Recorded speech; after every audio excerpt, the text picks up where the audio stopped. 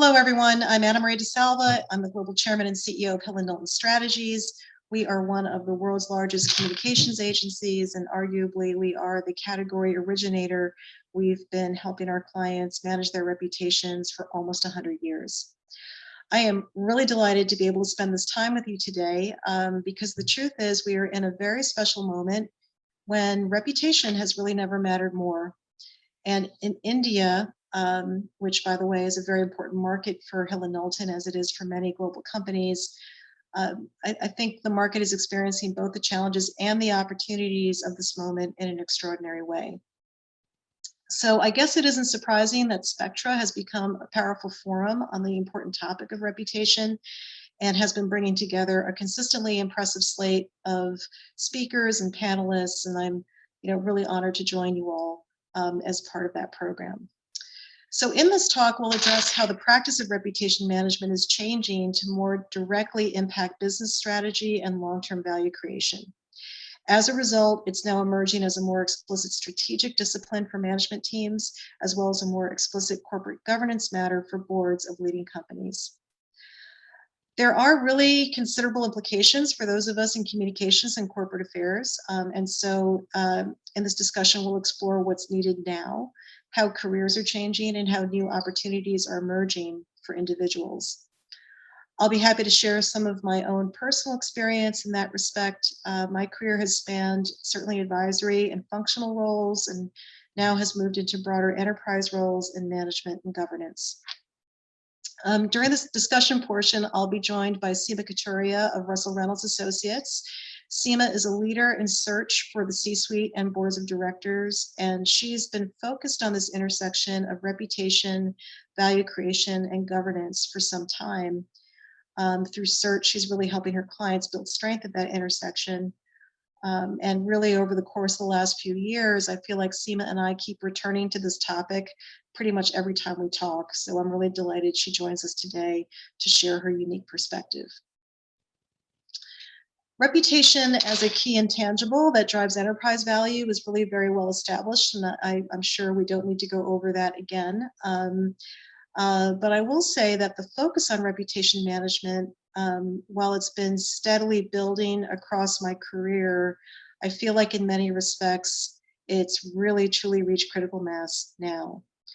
And when you think about what's been happening over the last several years, over the last decade, but even more intensely the last several years, the fourth industrial revolution has really been resetting the relationship between business and society.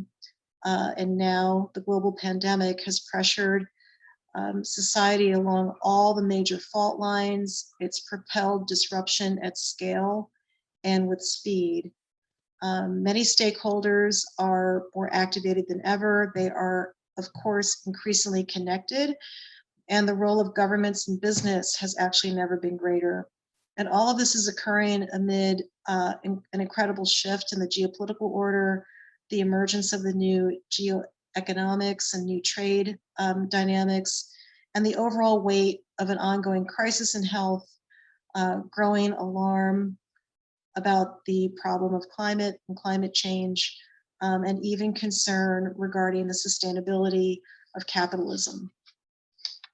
So it's not really at all surprising that in my daily work and in the corporate governance networks I participate in as a public company director, I see a significant ongoing focus on elevated global risk. It might not be as acute as it was at the worst point last year in 2020, but it has intensified again over the last quarter by several measures spanning economic, socio-political, and supply chain risks. At the same time, business experiencing this incredible disruption is reinventing and transforming, and doing so very successfully in many cases. Many industries are driving incredibly positive transformations. Research is showing the equivalent of years of innovation and acceleration of digitization occurring in the space of months.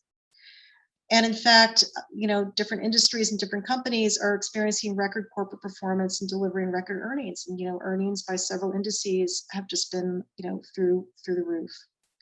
So this is a time that has shown us that the concept of the status quo is actually an illusion, and that seismic change at any time is possible.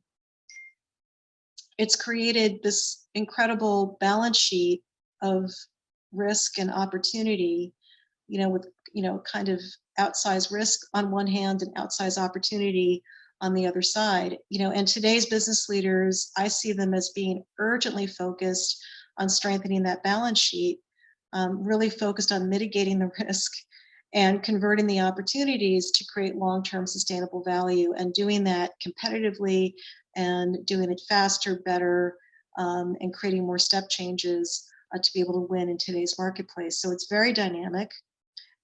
Given this degree of disruption, the incredible nature of the risks, the rising power of stakeholders, the increasing activity of governments, and the materiality of either succeeding or failing, now more than ever, reputation strategy is actually a key determinant of their success. And it is, more explicitly and more immutably at the center of successful business outcomes, and how companies go about creating sustainable long-term value. So because reputation management matters this much, it's part of our job as experts to make it understandable and to make it addressable. And that's why for years I've been trying to talk about it in a very basic way. Reputation is really the delta between what your stakeholders expect of you and how you are performing against those expectations. And on the one hand, that's a very simple description, yet on the other, it's actually an entire solution set in a sentence. And that's because it reveals three key levers by which to build reputation. The first is engagement and how you engage. It's the ongoing work you do to help shape, inform, and understand your stakeholders' expectations. There's a lot of work to do there to listen and to understand, but how you can very constructively and effectively and responsibly help shape their expectations. The second is how you evaluate and choose your path, what you decide to do, your actions. And so really we're talking about your decisions, your strategic choices, the operational activities you undertake to drive the business, how you go about creating those new outcomes, and all of that work creates new stakeholder experiences. And to do this well and to choose your path wisely, you have to have good information and good feedback loops as you go. The third lever really has to do with amplification and what you do to communicate and really magnify what it is that you're doing, and how that communication effort expresses the company's purpose and its performance. So ideally, there is a lot of interdependency between these activities, and when there is, that can create a very effective cycle of optimization and a real roadmap by which to identify and to mitigate risk. And while we see more companies embracing the full continuum of this method, and some very good work and innovation in each domain, it's certainly not yet a global standard.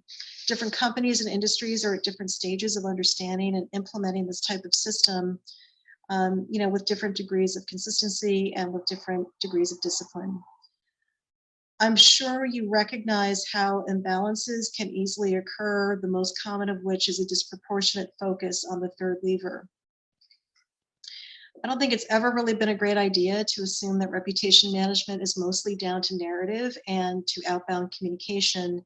And in my experience, unfortunately, special problems seem to lie in wait for companies that don't achieve a better equilibrium between engagement, listening, their business strategy, and the way they amplify. In summary, I think it's true that imbalances in this process overall create reputation risk. But when you optimize this process, it builds reputational capital. We do see industry largely under-indexing effort and investment between domains 1 and 2, and that's kind of ironic because given today's extraordinary conditions and all of this social, political, economic, and technological disruption, it's actually the most important part of the reputation management value chain, in terms of really engaging and really understanding your stakeholders' expectations and helping to inform them and using that insight to inform and improve your business strategy. I do believe, though, that the growth of ESG materiality assessments and disclosures is going to help close this gap. The materiality assessment and the subsequent planning that companies do after they complete those assessments actually very directly mimics this model. While it's still a work in progress and it's a bit of an imperfect exercise, the materiality assessment forces a focus on the intersection between stakeholder interests and business strategies to ensure long-term sustainable value. So I think in time, the ESG disclosure process actually can reinforce this optimization loop, and I think that will be a very positive development as it occurs. I want to make just a few other observations that I think are really relevant in today's environment, and useful for all of us who are, doing this work day to day. We've talked a bit about the relationship between the first and second lever. Just to quickly say that, we have to strike a balance between the second and third as well, because it's always been problematic to have a disconnect between what companies do and what they say. But today, the tolerance for greenwashing and for reputation washing is decreasing rapidly and visibly, and it's also becoming a regulatory target. I should also note that people, business leaders, executives, and boards who have ultimate responsibility for value creation need to be far more proactive regarding the mitigation of the risks associated with climate change. That's an imperative that's now increasingly central to risk management and to reputation, innovation, and to future business strategies.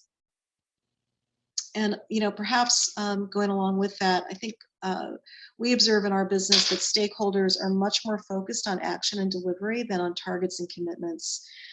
So I think the time when companies could comfortably and authentically talk about their intentions and their commitments and what they will do and what they will hold themselves accountable for in the future, that window is closing, and the price of entry for business in ESG is creeping higher, visibly higher.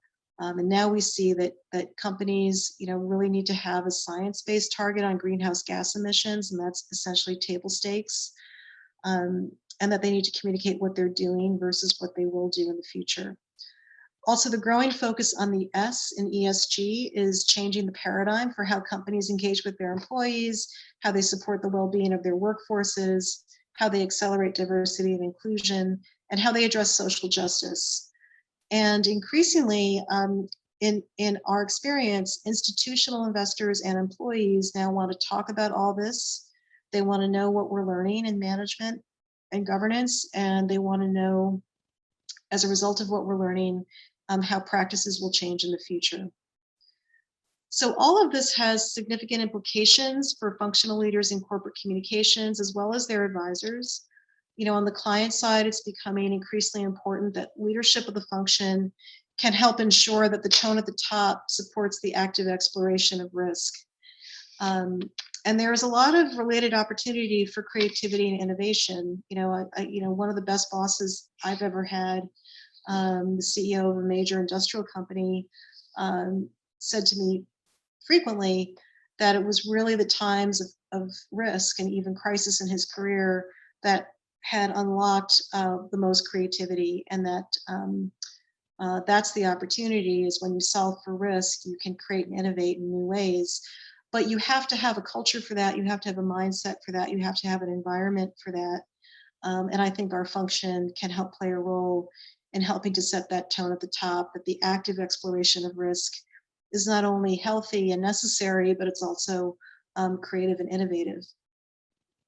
Our function also must demonstrate constructive engagement with stakeholders and what it really means to be in relationship with them, which is a different way of thinking about how you engage with stakeholders than necessarily always thinking about outbound or inbound communication. Another trend that's worth noting for all of us, I think, is that this more modern approach to building reputational capital is driving the integration of adjacent disciplines. And by this, I mean communication, public and government affairs, policy, sustainability, and investor relations. And some companies are bringing together, some of these functions or even all of them into a corporate affairs team.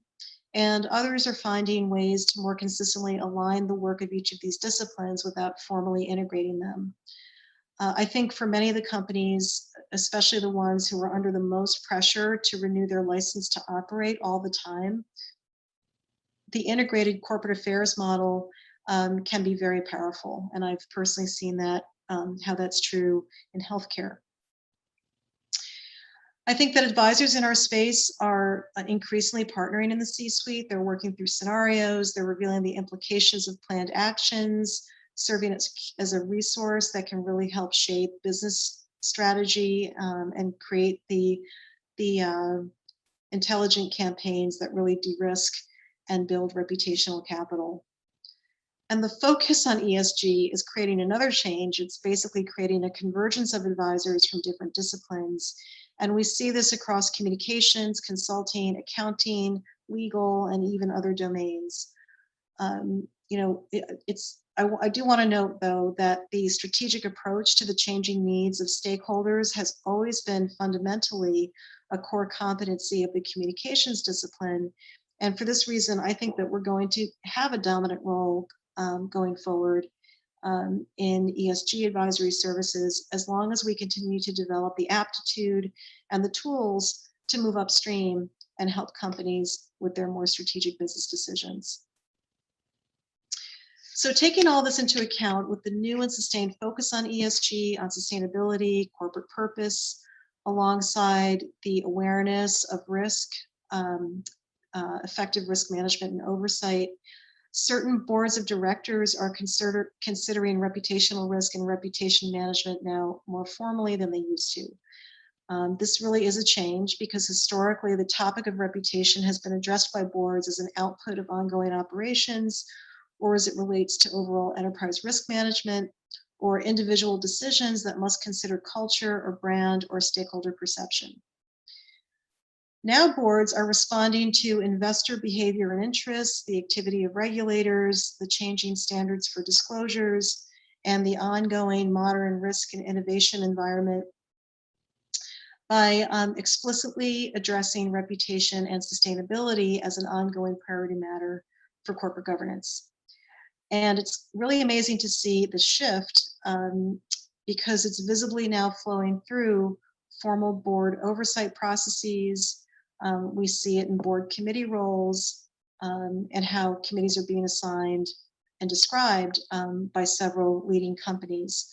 So consider these boards just by example. Coca-Cola has a public policy and sustainability committee that addresses public issues that could pose a significant reputational risk to the company. AT&T was an early adopter of a corporate reputation committee that oversaw public policy matters, brand management and reputation, and political spending. And that committee has now been expanded to be the Public Policy and Corporate Reputation Committee more broadly. Bank of America has a robust reputational risk protocol. They have an environmental and social policy framework and ongoing management and board committee reviews of reputation risk. Goldman Sachs created a formal public responsibilities committee of the board charged with overseeing the company's relationships with major external constituencies and the company's reputation. JP Morgan Chase's risk committee of the board oversees reputational risks and conduct risks. Citigroup's Group Reputation Risk Committee provides governance and oversight for reputation risks. So you see the pattern in financial services. Procter & Gamble's Governance and Public Responsibility Committee oversees protection of the company's corporate reputation and other matters of importance to stakeholders. And in the case of Pfizer, where I worked for a number of important years in my career, the audit committee now regularly reviews reputation risk and performance, and this is a change that predated COVID and the development of their vaccine. Still, other companies are thinking about creating special focus committees or expanding the duties of the nominating and governance or compensation committees to take on topics like ESG, sustainability, and human capital matters. At XPO Logistics, where I'm vice chairman of the board, this change hits home because I'm chairman of the nominating and governance committee, and we've expanded that committee's charter to include sustainability. We've renamed the committee to be the Nominating, Governance, and Sustainability Committee. And so now sustainability reporting and disclosure is overseen directly by the board. So I wanted to go through these examples and even share with you some of the language that these companies are using as part of their governance disclosure process, because they're being very clear and very explicit that this is a priority matter at the highest level of oversight of the company, and they're really declaring their role and the role of reputation management and long-term sustainable value creation, which of course is the purpose of the board. So, I hope it's evident without my even saying so that this is really an incredible time to be developing a career in corporate affairs and communication while all this change is taking place and while the importance of reputation management is ascending to the highest levels of governance. So on the one hand, we're in the hot seat. We're accountable for reputation strategies that preserve the license to operate, that solve what sometimes seem like intractable challenges, and also to grow value. Yet as a result, we've never had a better opportunity to shape the course of business and social outcomes, and to really be involved in the change the world is going through more broadly. So in the discussion we're about to have, I'd like to talk about what that means in terms of careers, how to ensure that we are not only able to inform and guide business strategy, but how do we expand our own growth and our own opportunities as professionals as a result of this change? Today's top communicators really end up having to be very effective business leaders in their own right, and some as a result will take on management responsibilities beyond the function, and some will cross over and start running businesses outright. I think as boards continue to seek to diversify and continue to prioritize reputation matters, we'll see more senior communicators assume roles in corporate governance. And on this topic, if it's helpful, I'm happy to discuss some of my own experience. So, while there's never been a more important or exciting time in our profession, I know that it's also a very demanding time. I personally feel so motivated by everything that's happening today, but, I know also the incredible pressure my colleagues at every level and every part of the industry and in the world have experienced, especially through the global pandemic. As our companies in the world demand more of us and the stakes get higher, it's also incredibly important to build our own resilience. This has always been an important part of our personal and professional development, but maybe never more so than today. And I suppose that would be a great topic for another keynote, so maybe sometime in the future.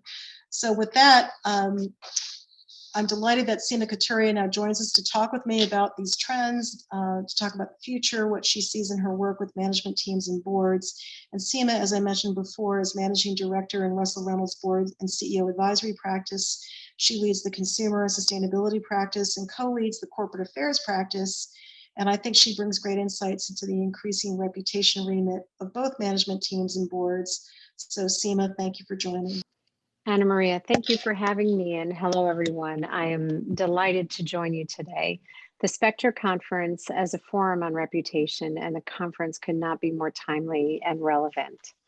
You and I have talked a lot about how more senior communications leaders are being called upon to be broader advisors to their CEOs and their organizations. In my role, I have seen a shift in the skills, capabilities of communications officers and asked from organizations who are looking to recruit, transform, and elevate their communications function. In addition, in the board recruitment and advisory, reputation is becoming an increasing discussion item, leading an opening for communicators to join boards. Can you share a highlight on when you felt that you transitioned from a communications executive into a business executive? Well, thank you for the question. And, I suppose I had an advantage because of my involvement in healthcare. I spent 25 years in healthcare. I started in healthcare as a very young person.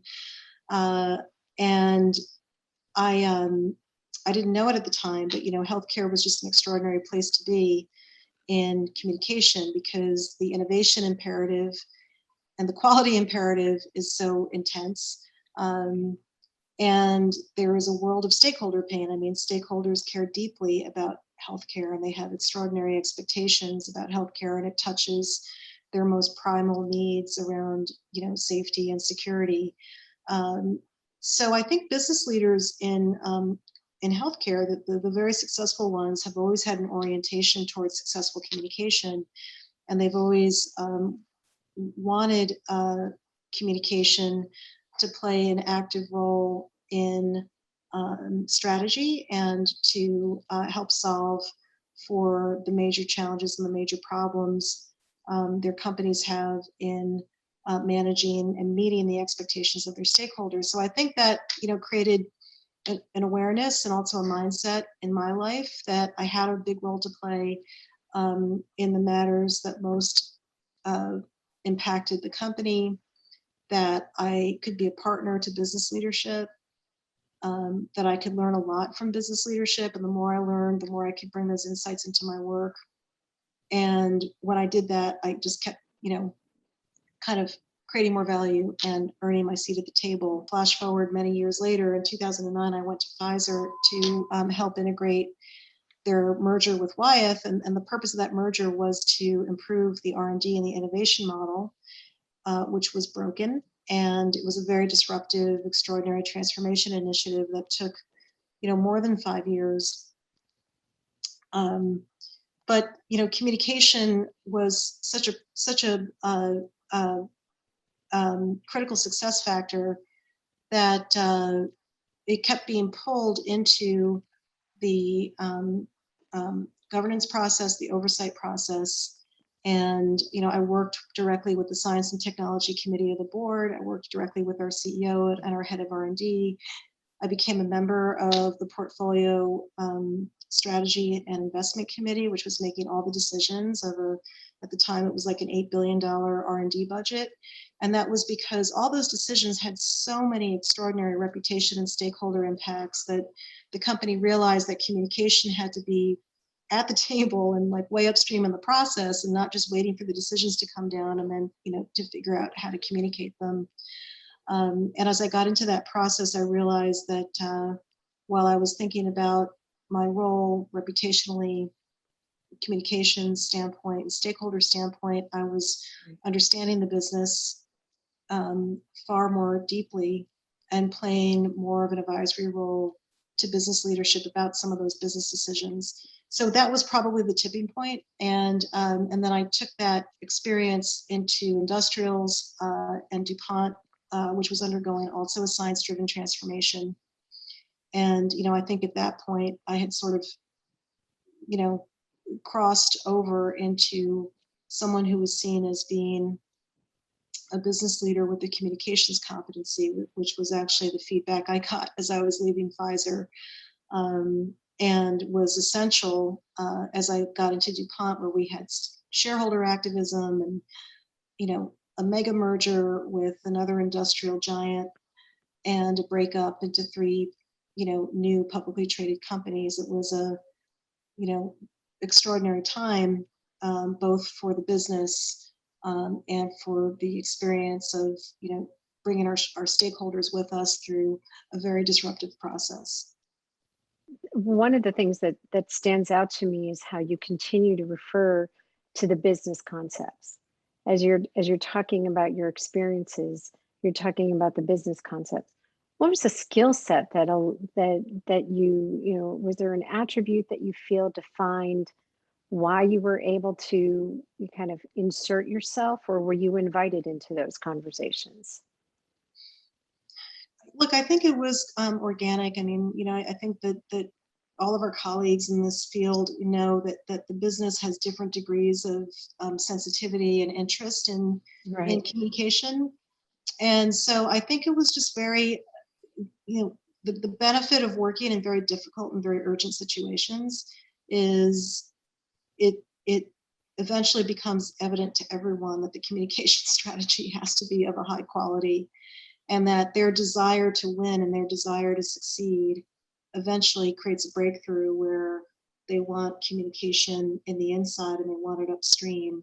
So in my case, it wasn't that I was advocating, it wasn't that I was, that I had an agenda to pursue. I was just kind of showing up to really showing up earnestly to do the difficult work. And I think that just very organically led to a different type of collaboration and to a different type of role. But I think it was the fact that it was so material, that created that type of role for a communicator. We've talked a bit about some of the there's the experiential skill sets that communicators bring to the function, and then there's leadership behaviors or attributes. Could you put one word behind a leadership behavior and attribute that you think that you brought into those early conversations and likely carry in your role today? Perhaps two. One is to be an owner. To kind of like own the outcome, to have such a sense of purpose. And maybe that's why healthcare was so empowering to me, because I cared so much about the outcome. Yes, for the company, but also for patients. That it was easy to be courageous when you have a purpose like that. Right. And so just really feeling like you're a principal in the outcome will change your behavior. And so being a principal in the outcome is one thing. And I guess what goes along with that is a degree of courage. I mean, I don't think I ever had any self-talk where it was like, okay, today I have to be courageous. I don't think that thought ever crossed my mind, but I just think that it just very naturally occurred. It was like, look, I'm going to step out and I'm going to take some risks, and I'm going to share my knowledge, and I'm going to do it respectfully and with humility, and hopefully my sense of mission or purpose will be obvious. And therefore, if I have disruptive ideas, hopefully they'll be tolerated, and they weren't always, but mostly they were. But I think that those are certain just very basic attributes of leaders in our function that kind of help you cross over. A communicator has to be pragmatic, and there were many times where you were probably faced with issues where you just had to, this is the situation. You had to advise, you had to come in from that, but you had to be risk taking, but appropriately understand when's that time to step out. So I think it's distinctive, and it's an exceptional lesson to those that are here. Also, when you talk about the ownership and accountability, it's the breadth, the reputation, the communications function is, you're the expert, right? So that you're the CEO of communications inside the organization. So own that accountability and bring it to the function. You had talked about the evolution of corporate affairs function, and kind of the strengthening of what that's bringing to enterprise. Let's talk a little bit about that. You and I, in a recent conversation, we talked about some of the characteristics of reputation forming an element of corporate affairs, stakeholder engagement, social purpose, bringing the function together. Are we seeing a rise of that as a best-in-class model? Look, I think so. I think it's amazing to see the variation, the diversity of models that still exist across, spanning the industrial arena. That, however, I do think that anyone who's benchmarking the really leading companies, for sure, communication is integrated. You can't have internal communication reporting to HR and external communication reporting to a chief marketing officer, and social and digital, having no corporate governance and being run by divisions all around the company. It's just the world is well past that. Our stakeholders, our audiences are totally interdependent. They're interconnected. They're getting information rapidly and through unreliable sources. We are increasingly having to deal with misinformation, which is very dangerous and really is value destructive. So a management team and a board who is really focused on value creation cannot afford to have those blind spots by having a fragmented communication organ in the company. I have friends and clients and colleagues who, feel as though their ability to succeed, especially in companies that are highly regulated or that are always defending their license to operate in one way, shape, or form, that their ability to succeed has been very much depended on having an integrated corporate affairs model that brings together more than just the communications discipline. When we see organizations defining best in class, and I think that's what you're adhering to is best in class. You even mentioned corporate affairs earlier, so where you can connect reputation, stakeholder engagement, social purpose, and bring all of this together to be the advisor to those internal stakeholders. I think what you're defining is where we need to see consistency in the function. Yeah, I know you've got some questions for me, but I have a question for you, which is around, the work that you're doing to build boards, and because I think of you as someone who's at an earlier stage saw the potential for communicators to play a role in governance, and you've successfully helped companies appoint senior communicators, very respected people, to play a role on company boards. But equally, I think in our discussions, it's become clear to me that you think there's more to do in that respect. So, are things changing, or in the cases where you've been successful in placing communicators on boards, why has that been? I think what we're seeing is that there has been an increasing rise to progressive boards. So boards who are thinking about themselves around boards of the future. They're considering their board composition and the board makeup to say, where do we need to be thinking about? Where's our, not just where the organizational product or operations or services are going, but where are they going as a company and what is the impact that they're having? So a lot of times we're in most recent engagements, we're sitting with CEOs and chairs of the nominating and governance committee, and they are asking us, does our board bring a strategic perspective?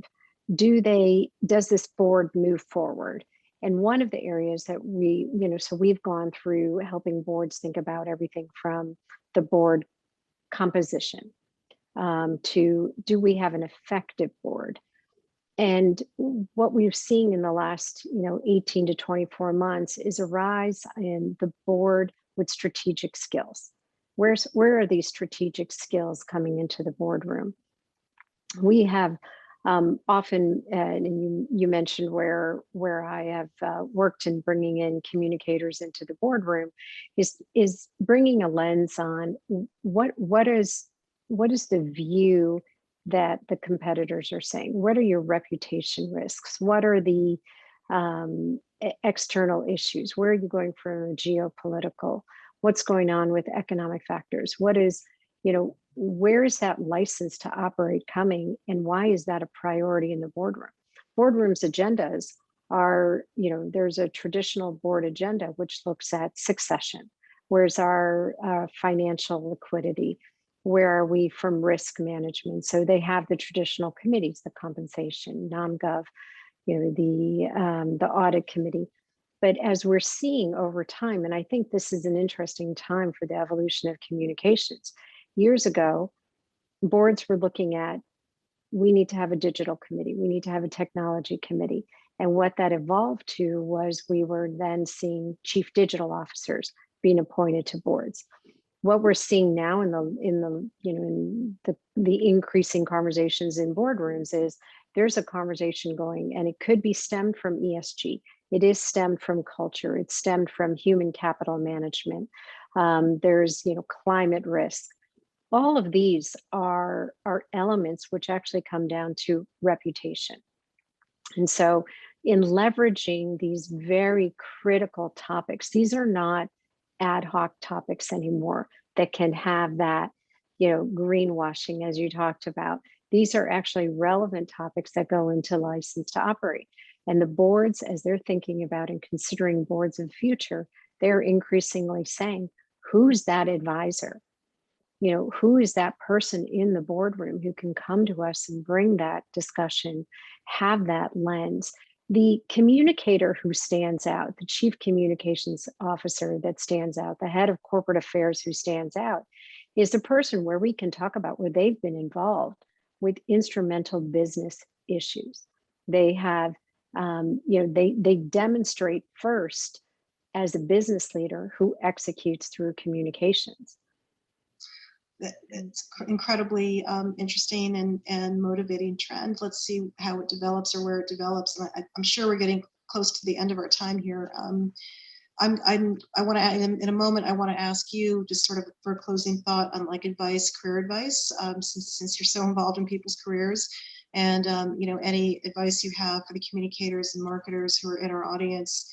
And I'll start with a piece of advice from my own experience, and it may be self-evident, but it bears emphasis, and that is to always endeavor to get out of your comfort zone, to really seek those challenging assignments, the ones that have a lot to do with disruption and transformation, have awareness about where you have gaps in your experience set.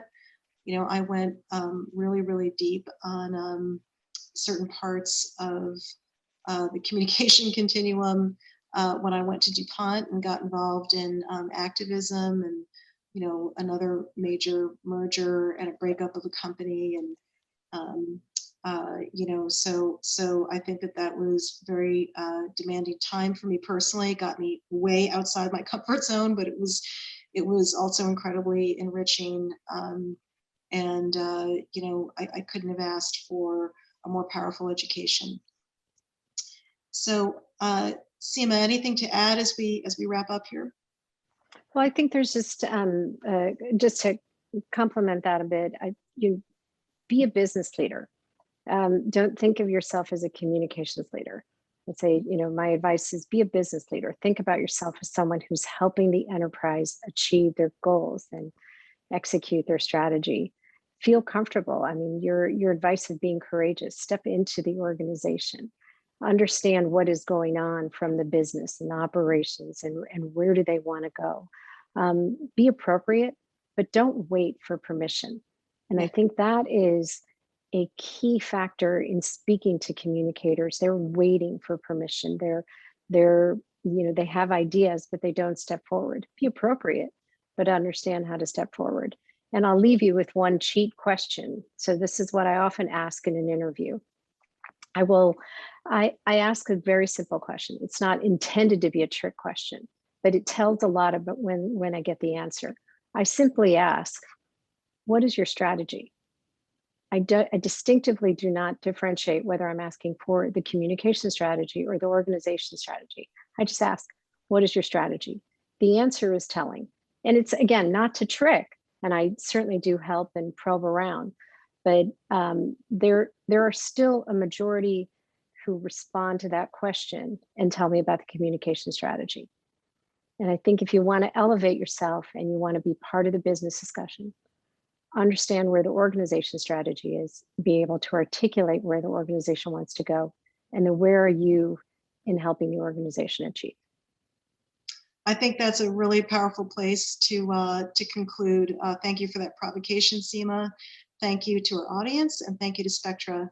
And I hope you've enjoyed today's program. Thank you.